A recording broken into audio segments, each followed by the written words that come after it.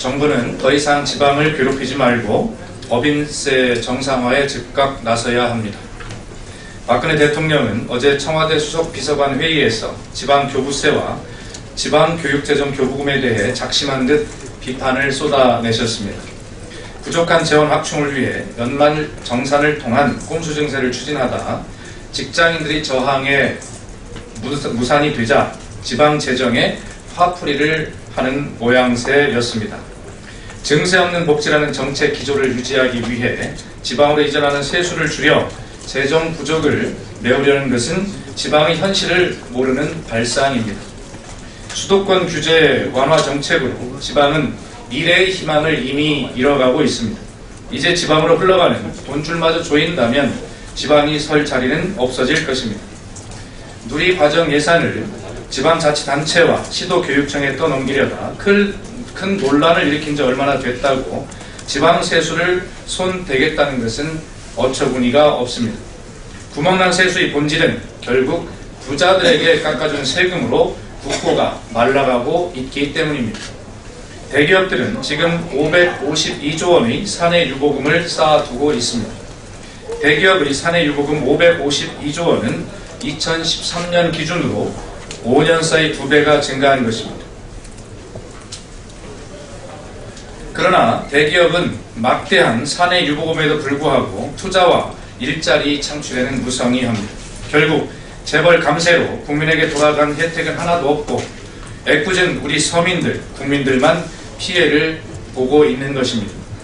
팔은 안으로 굽는다는데 박근혜 정부의 팔은 왜 재벌과 대기업 쪽으로만 굽는 것인지 참으로 답답합니다. 박근혜 정부의 재벌 중심 조세 정책은 조세 형평성에도 맞지 않고 서민과 지방의 저항을 불러올 것이라는 점에서도 반대하지 않을 수 없습니다. 부자 감세는 만고불변의 진리가 아닙니다.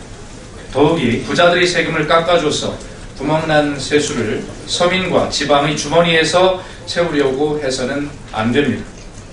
정부는 더 이상 서민 주머니 털 생각하지 말고 법인세를 정상화하여 증세 논란을 일단락할 것을 촉구합니다.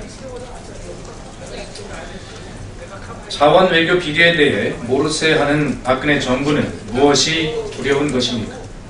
30조 원의 국민 혈세를 낭비한 MB정부 자원 외교 비리에 대한 국회 해외자원개발 국정조사 특위 활동이 26일부터 시작이 되었습니다. 그러나 박근혜 정부와 새누리당은 비협조와 모르쇠로 일관함으로써 국정조사가 자칫 개정휴업 상태가 되는 것이 아니냐는 우려마저 나오고 있습니다. 그런 가운데 산업통상자원부가 지난해 말 여야에 이중 자료를 제출한 것으로 드러나 파문이 일고 있습니다. 야당 제출 자료 통계에는 이명박 정부의 투자 회수율이 13.2%인데 반해 여당 제출 자료 통계에는 투자 회수율이 무려 114%로 부풀려져 있습니다. 정부의 이중자료 제출은 자원외교 비리의 진실을 밝히기는커녕 갈등과 혼란만 부추기고 있는 것입니다. 정부 여당은 엉뚱한 자료 제출과 시간 끌기로 진실을 회피할 것이 아니라 천문학적인 국민 혈세를 쏟아부은 자원 외교 비리에 철저한 진상 규명과 함께 MB정부의 책임을 물어야 합니다. 아울러 특위가 본격적으로 활동하기도 전에 당사자인 이명박 전 대통령은 회고록에서 자원 외교 비리를 은폐, 왜곡하려고 하고 있습니다. 자원 외교 실패에 대해 사과하고 책임져야 할 당사자의 자세로는 매우 부적절하다는 점을 다시 한번 지적합니다. 정부는 절망에 내몰린 국민의 목소리에 귀를 기울여야 합니다.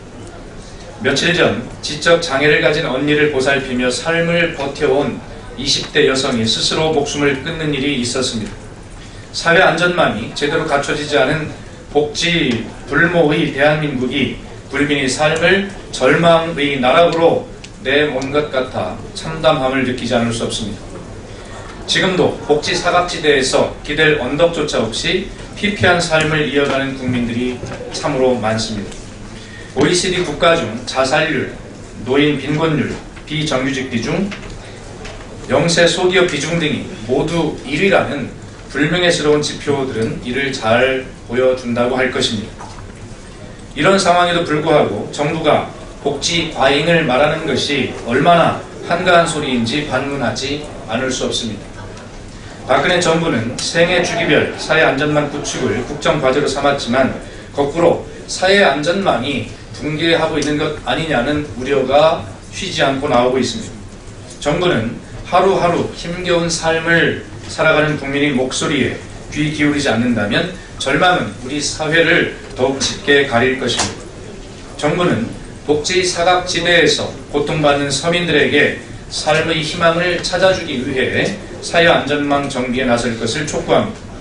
새정치민주연합은 복지 사각지대에 있는 서민들에게 실질적인 도움이 되도록 입법과 예산 확보에 최선을 다할 것을 다시 한번 다짐합니다.